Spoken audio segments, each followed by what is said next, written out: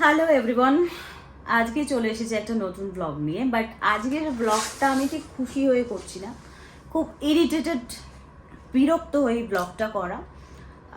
তার কারণটা আমি আজকে জানাই, সেটা হচ্ছে যে নাও আমি ইন দিল্লি।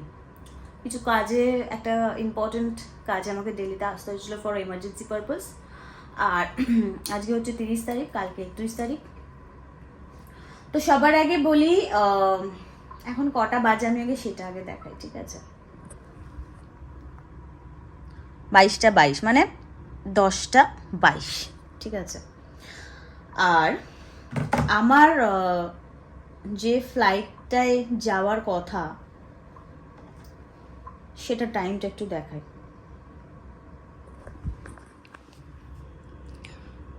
12:35, 31 jan। আমি একটু ক্লোজে দেখাই, হ্যাঁ। আর কোন ফ্লাইট সেটাও দেখিয়ে দিই, স্পাইসজেট। এখন বাজে 10টা 22। তো সব তোমরা বলতেই পারো যে 12:25 ফ্লাইট, আমি এখনো 10টা 22 হোটেলের মধ্যে কি করছি। সেটার জন্যই ব্লগটা বানানো। অ্যাজ ইউজুয়াল রাতের ফ্লাইট, সেটা ডিলে হয়ে প্রথমে জানালো 2টো, আর এখন সেটা জানাচ্ছে 3:25 সে ফ্লাইট ছাড়বে। এবার জানি না এরপরে এটা 3:25টা কতটা এক্সটেন্ড হবে, আই রিয়েলি ডোন্ট নো। ব্লগটা বানানোর এটাই কারণ, সেটা হচ্ছে যে আমরা অনেকেই ঘুরতেও আসি, আবার অনেকে কিছু এমার্জেন্সি কাজেও আসতে হয়। যেমন কালকে আমার জন্য বাড়ি যাওয়াটা খুব ইম্পর্টেন্ট, তার দুটো রিজন। সেটা হচ্ছে আমার বাবার অগাস্ট মাসে ব্রেন স্ট্রোক হয়েছিল, তার ডাক্তার দেখানোর ডেট দুপুরবেলা 1:40 40-এ যেতে হবে আমাকে বাবাকে নিয়ে। আর সেকেন্ড রিজন, আমার মা বাবার বিবাহবার্ষিক কালকে, তো আমাকে যেভাবে হোক কালকে পৌঁছাতেই হবে। আর আসতেও হয়েছিল, মানে আমি এসছি গতকাল একটা এমার্জেন্সি কাজে। এবার তোমরা আমাকে বলতেই পারো যে কি আপনাকে বলেছে। আমার এরকম ভ্লগ তো আলটিমেটলি অনেকে অনেক ধরনের কথা বলে, তো এরকম হয়তো বলতেই পারে কি আপনাকে বলেছে রাত্রিবেলা ফ্লাইট নিতে, হতেই পারে। আমি একটুখানি বলে দিই সবার আগে, আমার এমার্জেন্সি বলে আমাকে নিতে হয়েছে। যদি আমার কালকে এই দুটো রিজন না থাকতো তাহলে আমি আরামসে সকালবেলা ফ্লাইট নিতাম। তো এরকম এমার্জেন্সি অনেকেরই হতে পারে, শুধু আমার একার জন্য বলছি না। এই ফ্লাইটে যারাই কলকাতায় যাবে, তো সবার, কারোর, মানে আমি বলছি না সবার, বাট কিছু মানুষের হয়তো এমার্জেন্সি হতেই পারে।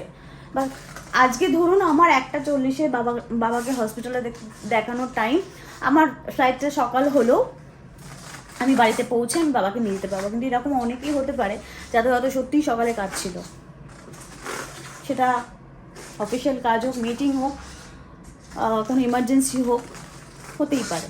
কিন্তু স্টিল এই জন্য মানে 3:25 ফ্লাইট পৌঁছাবে 5টা 5:30, এয়ারপোর্ট থেকে বেরোতে বেরোতে 6:30 7টা, এই হলো ব্যাপার। তো আলটিমেটলি আমি না আজকে এসে রিসেন্টলি অনেক মানে ইনস্টাগ্রামে অনেক ভিডিওতে আমি দেখি, কিন্তু আজকে যখন এরকম ফ্লাইটটা ডিলে হলো তখন আমি গুগলে গিয়ে রিসার্চ করছিলাম। রিসার্চ করতে গিয়ে দেখি maximum video from the Delhi airport, maximum delay SpiceJet, maximum cancellation SpiceJet.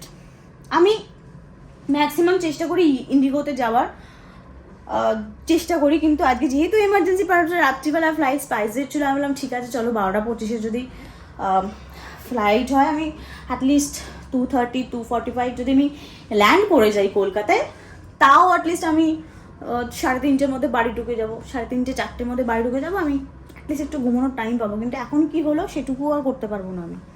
তোমরা তো বলতে পারো দিদি আপনার ঘুম হচ্ছে না বলে আপনি এগুলো বলছেন, না তা কিন্তু নয়। হ্যাঁ, সবার আগে বলি, আমি বলছি ইমার্জেন্সি পারপাস। সো সবাইকেই বলবো, মানে আমি রিল দেখে বলছি না, বাট ম্যাক্সিমাম রিলও সেম কথাই বলছে, আমিও বলতে বাধ্য হচ্ছি, কেউ স্পাইসজেট বুক করবেন না। বাকিটা আমি জানি না, মানে এয়ারপোর্টে গিয়ে জানতে পারবো যে সেটা 3:25 থেকে বাড়তেও পারে, কমবে তো না ডেফিনেটলি। আর যদি 3:25 ছাড়ে তাও ভালো। বাকিটা আমি এয়ারপোর্টে গিয়ে ডেফিনেটলি দেখাবো যে আমি কখন আলটিমেটলি উঠলাম। কিন্তু সবাইকে একটাই রিকোয়েস্ট করবো যে প্লিজ স্পাইসজেটে বুক করবেন না। আর দিল্লিতে বিশেষ করে এই ঠান্ডার সময় রাত্রি ফ্লাইট একদম বুক করবেন না। যদি কারো সত্যি এমার্জেন্সি থাকে সন্ধ্যেবেলা বেরিয়ে যান, বা পরের দিন সকালবেলা মর্নিংয়ের ফ্লাইট করুন। ইভেন মর্নিংয়ের ফ্লাইটও ক্যান্সেল হচ্ছে।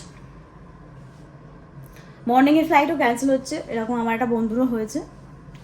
তো সবাইকে বলবো বিওয়ার অফ দ্যাট। আর কি বলার আছে, মানে আমি খুব ইরিটেটেড হয়ে গেছি। মানে কী হয়, রাত্রিবেলা 12:25 মানে ঠিক আছে চলো ফ্লাইটে একটু ঘুমিয়ে নিলাম, বাড়িতে একটু ঘুমিয়ে নিলাম। এখন কি হচ্ছে না আমি ঘুমোতে পারবো, বিকজ এখন ঘুমিয়ে গেলে আর ওঠাটা সম্ভব হয় না, প্রবলেম হয়, না ঘুমোতে পারবো না কিছু। মানে সারাটা রাত ঘুমের ডিস্টার্ব, সারাটা রাত, কিছু বলার নেই। This is life. তো এই হলো আমার ব্লগের কারণ। বাকি নিশ্চয়ই আমি চেষ্টা করব, যদি মুড হয় ডেফিনেটলি আমি জানাবো ওখানে গিয়ে যে কটায় ফ্লাইট করছি, আর যদি না হয় তাহলে আমি এখানেই ব্লগটা শেষ করে দেবো। বাট সবাইকে বলছি, যেটা বললাম প্লিজ মাথায় রাখো। আমি অ্যাজ ইউজুয়াল একটু আগে কাস্টমার কেয়ারে কল করার চেষ্টা করলাম। তো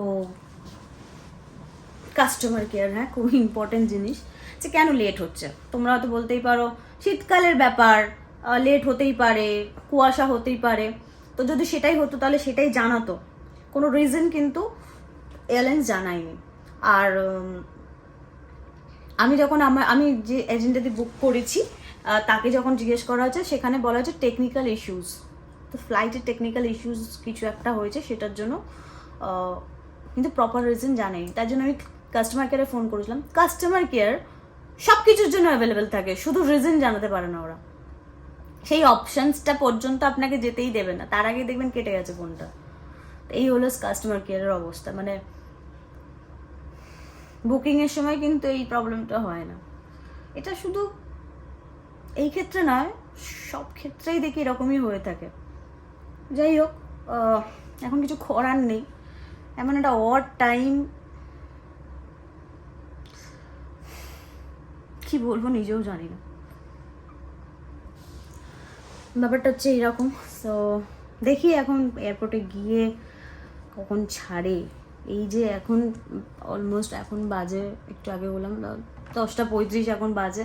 আমাকে এখন 1-1.5 ঘন্টা ওয়েট করতে হবে। তারপর আমাকে এই রাত্রেবেলা একটা ওলা বা উবের করতে হবে, তারপর এয়ারপোর্ট যেতে হবে, দেন বাকি সব কিছু।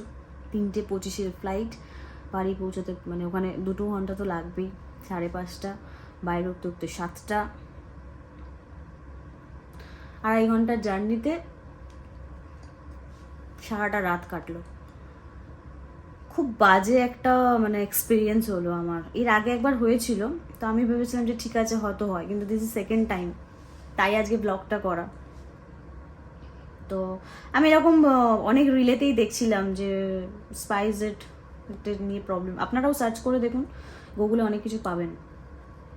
কোনো রিজন দেখায় না, কি রিজনে মানে কি কারণে হচ্ছে, কোনো রিজন দেখায় না, কোনো কারণ নেই, কোনো কারণ জানতে পারছে না যে কী কারণে এতটা লেট।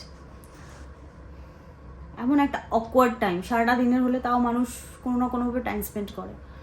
রাত্রিবেলা বসে থাকো, যখন ফ্লাইট ছাড়বে তখন যাওয়া, তাও ভালো। অ্যাটলিস্ট যে আমি মেসেজটা পেয়েছি, আমি হোটেল রুমে ওয়েট করতে পারি, আমাকে অ্যাটলিস্ট এয়ারপোর্টে গিয়ে লঞ্চে ওয়েট করতে হচ্ছে না। এরকম তো হয়তো অনেকেই হতে পারে, যে আমার এজেন্ট আমাকে জানিয়েছে, এরকম অনেকেই হতে পারে যে যারা জানে না, তারা ওখানে গিয়ে ওয়েট করছে, না শুতে পারছে না বসতে পারছে। এগুলো ব্যাপার। সো বাকিটা আমি দেখাচ্ছি। আর বলার কিছু নেই, জাস্ট টাইমটা দেখে নাও তোমরা যে আলটিমেটলি কটায় বোর্ডিং করছি। যাই হোক, একটা এক্সপিরিয়েন্স শেয়ার করলাম সবার সাথে, এটা ভবিষ্যতে আশা করছি সবার কাজে লাগবে। ব্লগটা এখানেই শেষ করছি, অনেক রাত হয়ে গেছে। মানে আমার বাড়িতে গিয়ে আর মানে কিচ্ছু করার থাকবে না, ঘুম তো হবেই না। এনিওয়েজ, থ্যাংক ইউ বন্ধুরা, টাটা।